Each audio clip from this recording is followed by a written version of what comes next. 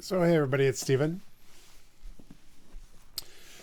So thinking more along the lines of this Melchizedek priestly, non-entity, no genealogy, not a person, not a god, not an angel apparently. So yet another spirit of priesthood, I think you can say. And the spirit of priesthood comes forth in in this Noah moment that I'm struck with, and then Noah later goes on to teach Abraham the ways of priesthood. This Melchizedek spirit of priesthood is then passed on to Abraham, and we have a note of that in the Bible where Abraham ties to Melchizedek. Now, in that, Melchizedek is presented as a person as well, as a king. So that's getting uncomfortably close to the image of Christ as king and priest. So I think it's been speculated that Melchizedek was actually Christ, but I'm thinking more of it's probably that he wasn't an actual person, that he was some sort of spirit of priesthood. Let's go with spirit of priesthood.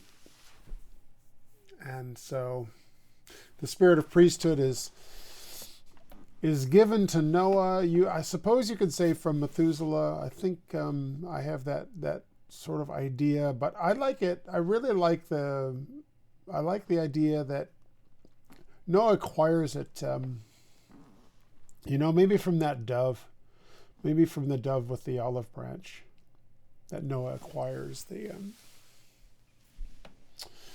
spirit of the priest of Melchizedek, because after he lands, he builds this altar and then offers up to God God's own, and God is thrilled.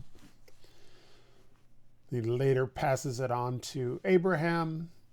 There's a biblical account, so it's codified, I suppose, and that's important because then we think of the line of Melchizedek, right? So the line of Melchizedek all the way up to Zechariah and Simeon and John the Baptist, and I'm including Mary the Theotokos in that. So the order of Melchizedek, the priestly line.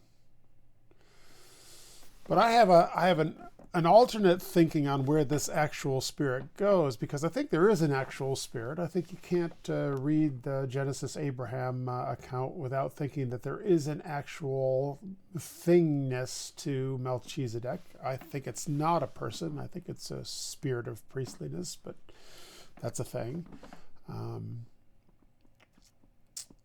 But I'm thinking maybe this. I'm thinking maybe it goes off with Ishmael, that the firstborn son is often the one that carries on the priestly line, and Abraham's first son is Ishmael. You can say illegitimate, but let's suppose that the actual priestly spirit thing that we're positing, or I'm positing, is coming into Noah from the dove, as evidenced by the incident at the altar, and then passed on to Noah as evidenced by the actual explicit codification of that in Genesis.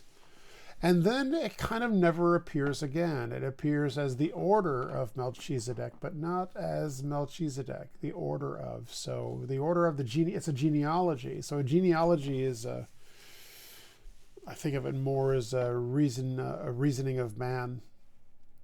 So it loses the spiritualness and becomes a codified in genealogy, in the passing down. But if I take my detour, if I take the actual thingness of this spirit priestliness. If it goes off with Ishmael, Ishmael is sort of banished and goes into the desert with his mother Hagar, and the angel of the Lord creates a well in the desert for them to drink from. So if Ishmael has the spirit then, and then Ishmael has 12 sons, sort of like the 12 tribes, but Ishmael has 12 sons that become the Arab nations. I think that's correct.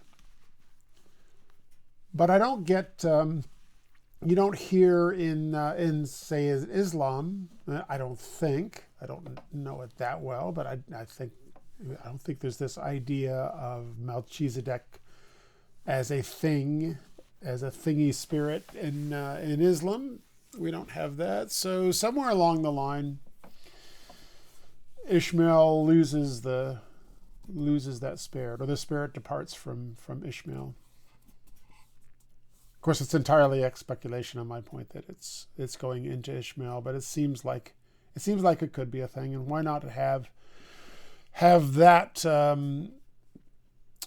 spirit of priestliness be lost in the desert, maybe lost at the well. Maybe that priestly spirit goes back to God in the well. So came down to Noah in a dove, transferred to Abraham, transferred to Ishmael, and returns to God by continuing to descending into the well that the angel of God creates. So I like that. I like that too, because then it explains where Ishmael went. Why do we have all of a sudden it's the order of Melchizedek as a genealogy and not as an actual whatever Melchizedek is? And yeah. So that's I don't know. From here, it's all gonna turn into correction. I think I'm freely speculating, and I like doing that. But I think facts are probably going to come in, or other opinions are going to come in, and this will turn into what it does. But I think this is a good way to think of this priestly spirit is imbuing itself in mankind through Noah, Abraham, and then it gets imbued in a way that all it needs to be is remembered. It is remembered in the genealogy up until Zechariah, Simeon, John the Baptist, and I'm saying Theotokos. I'm just speculating that maybe it went off with Ishmael and down the well that the angel of the Lord created. It's a nice story, and it's interesting. I think it's interesting to it's interesting to think of that story that way. There's many implications that seem to settle in nicely to at least to Eastern Orthodox Christianity, which is the only theological system that I know. So anyway, that's for today. Thanks.